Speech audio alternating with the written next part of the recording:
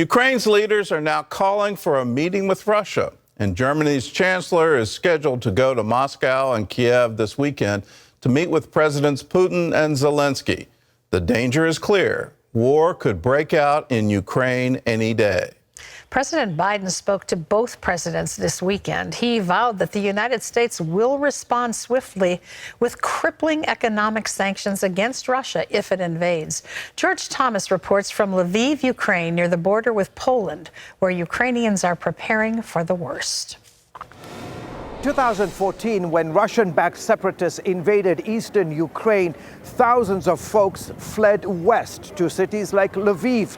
And today, with the threat of another Russian invasion, authorities here and across western Ukraine are bracing for 5 million refugees. We've seen the images the past few weeks. Russia adding forces and military hardware, inching ever so close to surrounding their neighbor, while Ukrainians holding almost daily drills, ready to defend their country. And yet, an image you've not likely seen. Ukrainian Christians deploying their own weapon, a shield of prayer and worship. People are worried, but we encourage them to look to Jesus with all of our might, because it's only through prayer that we can keep peace in our country. 70% of Pastor Dimitri's congregation is from eastern Ukraine, many of them escaping ongoing violence there. My heart right now is with my relatives I left behind in Donetsk. My mom, my sister, and my grandmother, but they cannot leave this territory, and it breaks me. With weekend talks between President Biden and Russia's President Vladimir Putin failing to calm growing tension, the White House continues to warn of major military action. We're in the window when a Russian invasion can start at any time if President Putin so decides. That includes in the coming days. Foreign embassies, including the United States, moving staff here to Lviv, near the Polish border. And just as that's happening, in a small upper room near Lviv's city center, Christians from across Africa praying for their host country, ready to be hands and feet of Jesus to those who may have to flee. As Christians and as people of God, it's our job and it's our duty to pray for the whole world, because the Lord wants peace. On the other side of town, area pastors met Sunday night for a time of planning and prayer, many telling CBN News what's at stake for their country. This is ultimately a fight for freedom. Valery Marchenko's brother pastors a church in an eastern area occupied by Russian separatists. They are forbidden from having church meetings together, but they still do it secretly.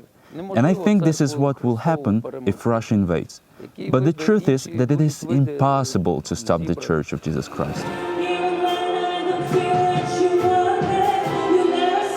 And it's that church here in Lviv that's continuing to preach hope and peace in the midst of uncertainty.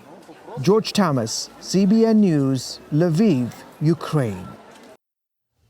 Well, George Thomas is now with us from Ukraine. So, George, the Ukrainians are asking for a meeting with the Russians. What do you expect the talk to be? Are they going to ask, are your troops just passing by? Yeah, absolutely, Gordon. As you know, both Ukraine and Russia are members of the Organization for Security and Cooperation, the OSCE. About 57 countries, Gordon, make up this organization. And in fact, part of the organization's platform is that if one country feels that the other country is posing a military threat in any shape or form, that country has every right to present and ask the other country to say, hey, what's up? Why are you doing this? And exactly that's Ukraine's foreign minister says he wants to have a meeting with his counterpart in Russia to say, hey, what's up with these 130,000 troops that are massing around our border? What are your intentions? What do you plan to do? Well, the list of countries urging citizens to evacuate immediately, it's growing by the day. How real is the threat of invasion? Just like the White House said, from the White House National Security to to our State Department Representative Antony Blinken, to Prime Minister Johnson, who said, look, we are at a tipping point. All indications are that Russia is ready. They've got all the equipment, all the forces ready to pounce on Ukraine. And as Secretary Blinken said in my piece, it could be a matter of days. Well, you've been on the ground several days in Ukraine, so how are people handling this? What's the atmosphere like?